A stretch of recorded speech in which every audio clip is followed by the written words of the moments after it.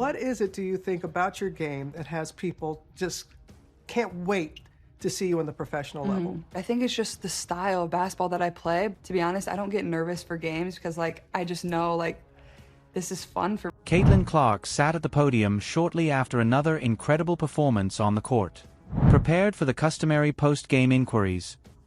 But a seasoned reporter made a statement that utterly destroyed the script, and she was stunned for the first time in a long time. Why is everyone still talking about what was said concerning it? Come along as we dissect a statement made by a reporter that left Caitlin Clark stunned. Media conference following the game. The Indiana Fever had just defeated the Las Vegas Aces 94-87 at Gainbridge, which was a significant victory. Fieldhouse. With what many analysts refer to as her best all-around game as a pro, Caitlin Clark set the standard. Thus far, her statistics appear to be from a video game. 28 points, including 6 3-pointers, on 11 of 18 shots. Out of 10, 12 assists, 5 rebounds, and just 2 turnovers in 38 minutes of action. Indiana advanced to the playoffs with the victory. Position with a few weeks remaining in the regular season. Excitement was in the air in the press room as cameras clicked. As reporters jotted down notes, Clark responded to inquiries with her customary composed assurance and passionate demeanor. Holly Rowe of ESPN had just inquired about Clark's developing bond with teammate Aaliyah Boston, particularly how well they collaborated on the pick and roll, which allowed them to score 18 points in the paint versus Las Vegas. "The trust between us is really growing," Clark remarked with a smile. "Aaliyah has been understanding as I've gotten used to the timing. At this stage, we seem to be reading each other's thoughts tonight." That moment, Stephen A. Smith, seated in the front row, attracted her attention. Throughout the whole 15-minute press conference, he had been remarkably silent, which was uncommon for someone known for his enormous personality that rules sports talk shows, as well as his boisterous and fervent opinions on First Take. "Go ahead, Stephen A.," Clark replied, gesturing to the renowned pundit who had covered everyone from. Over his lengthy career, LeBron James was compared to Michael Jordan. What startling query did Stephen pose? Let's investigate. The unexpected query. Smith gently rose to his feet, putting aside his typical large demeanor and theatrical movements that had made him one of the sports media's most recognizable voices. His expression was more serious than normal. He started talking in an almost contemplative manner.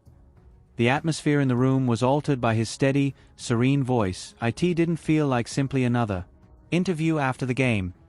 There was more going on here, he continued. "Caitlin, I've been doing this work for over 30 years. Thousands of athletes from every major sport have spoken with me. I have witnessed teams at the bottom and champions. I've interviewed players and legends that nobody can recall. I've seen both veterans who fell short of expectations and rookies who stunned everyone. However, there is something I must ask you. I've been thinking about this since I started really focusing on you this season." The room fell silent. Mid-sentence, reporters halted their typing. Leaning in were camera operators. At the back of the room, even the Fever's media team froze as they prepared to wrap up the session. Smith went on, "You know, I've built my entire career on being honest, even when that means being critical. That's what I do. DT is a component of my identity. When I believe an athlete isn't performing up to par, I don't hold back or apologize for having high expectations. However, observing how you've managed the demands, expectations, and transition from college to the professionally, it has forced me to think." That he stopped and rubbed his face in an unperformance-like manner. "It was genuine and emotional. I really should have apologized to you for something I should have spoken long ago." He uttered those words. "I have a question. How do you maintain your professionalism and grace in the face of folks like me? Have I, in particular, been unjust? I've been too critical, too fast to pass judgment, and occasionally just plain incorrect. About your path to becoming a professional, I must be truthful. Many of us have been proven wrong by you and everyone present. Furthermore, you deserve far better than some of the remarks made, particularly those made by myself." But what was Clark's reaction to this? Let's examine it more closely. Clark's startling response. For the first time in her career, possibly even since high school, Caitlin Clark was at a loss for words. The same athlete who had encountered, under the bright lights of the Final Four at Iowa, the boisterous, irate audience at Michigan State remained composed. Addressed the intense strain of being the most talked about while responding to challenging questions regarding her game. The WNBA's rookie went silent all of a sudden. She sat there, opening her mouth a little, then shutting it again. Her hands, which had been moving with assurance during the press conference, were now motionless on the podium. At last, in a faint, tremulous voice, she whispered, "Wow." For once, the self-assurance that had gotten her through so many trying times appeared to disappear. She said, "I really don't know what to say to that, Stephen A. Really, I'm at a loss for words." Right now, there was silence in the room. Everyone was aware that they were seeing something unique, a genuine, unplanned event in the world, where appearances in the media are typically meticulously organized. Nalissa Smith and Kelsey Mitchell, two of her teammates, who was on her way to board the team bus, paused in the hallway and turned around. They might sense something significant was taking place. Clark started over, attempting to find her voice. She was obviously still feeling something. "You are posing the query to me. You probably don't realize how much what you just said means. Because, yes, there have been difficult moments. The continuous comparisons to my college statistics, the criticism.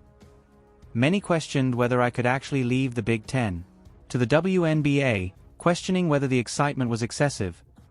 She paused, inhaled deeply, and asked if I was truly prepared for all of this, and appeared to calm herself. "However, you know what? I was pushed by all that criticism. I have to put in more effort in the gym that I studied more movies as a result. IT forced me to prove myself as well as to others. This is where I belong, that I can be the kind of player and teammate this league needs, that my supporters who have faith in me weren't incorrect."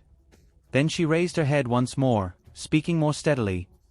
"And listening to what you just said, it's so overwhelming to hear you acknowledge that perhaps some of the first criticism wasn't fair, but in the ideal manner. What does Smith then disclose? Let's investigate Smith's subsequent correspondence." Stephen A. After giving a hesitant nod, Smith took out what appeared to be handwritten notes from his jacket pocket. "This was obviously more than a last-minute remark," he started. "I have more to say, and I must speak it aloud. Because I've previously made unfair and poorly considered remarks on television, it's time for me to accept accountability." For that, he began to read from his notes.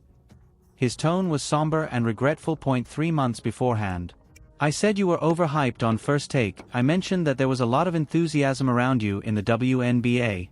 The media, particularly ESPN, produced content to increase viewership. I said you had to demonstrate your worth over the course of a season. Prior to gaining attention, I asked if you had the strength or speed to play professional basketball. I even stated that even because success in academia did not guarantee success in the workplace. Additionally, although there is some truth to it, the way I put it, disregarded all of your prior accomplishments. Erica Wheeler and Aaliyah Boston, Clark's teammates, were now in the rear of the room, obviously moved by what was happening in front of the whole sports team. Media industry, but this is what I've discovered since then, Smith went on, raising his voice and more fervent. As of right now, your rookie season averages 19.5 points and 8.4 assists each game. In contrast, Diana Taurasi's first-year averages were 17 points and 4.4 assists. Sue Bird scored 5.9 and 14.4 points. Helps, you're having one of the greatest rookie seasons ever based on your stats. He gave Caitlin Clark a direct glance, and it didn't feel like he was acting for the cameras when he caught her gaze. However, statistics don't provide a complete picture. Narrative. Perhaps more than in decades, you have raised awareness of women's basketball. When your team travels, league attendance increases by 48%. Indiana Fever games have seen a threefold increase in TV viewership. Your jersey sales have increased by almost 200%, but it's all about you, not the money or the media. The way you lead, how you elevate everyone around you, how you handle pressure, and how you give credit to your teammates. Now Smith's voice was full with emotion.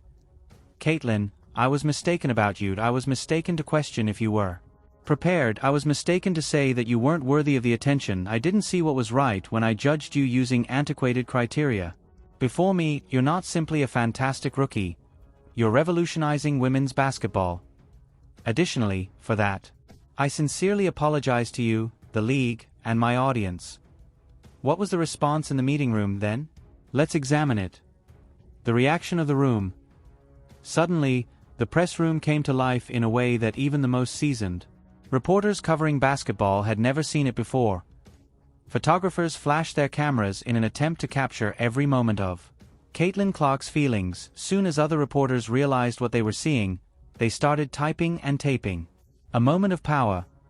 Respected ESPN reporter Holly Rowe had documented numerous heartwarming events during her career.